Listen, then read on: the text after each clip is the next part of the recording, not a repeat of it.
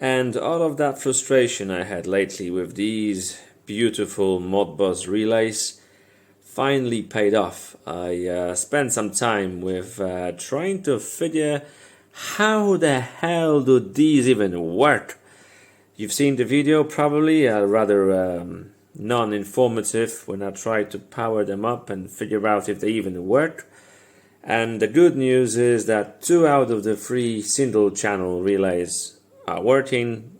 The third one, I don't know, I can't get it to work. Maybe I'll try and figure out what's wrong with it later on, but let's get down to business, shall we?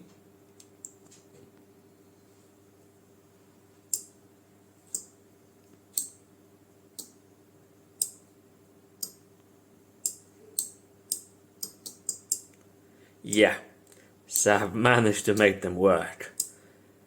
Whew, it was a bit of a doozy because of the libraries and Arduino and how the packets are being sent.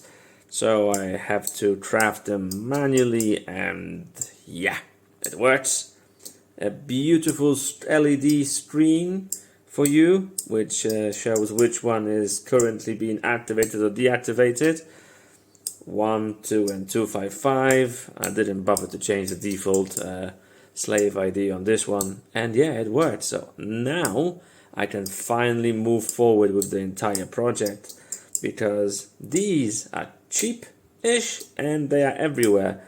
But as you know, I couldn't get it to work, and now they work. I am super happy I can get with the garden project to automate stuff and maybe even create a little solution for my mate's bonsai, because he's going to work for like 4 weeks and doesn't have anyone to water the bonsai trees for him. So might use this, I don't know yet. We'll definitely try to arrange that. But yeah, these are now working beautifully. Super happy that I can finally utilize these instead of having an Arduino and the relay connected and too much hassle.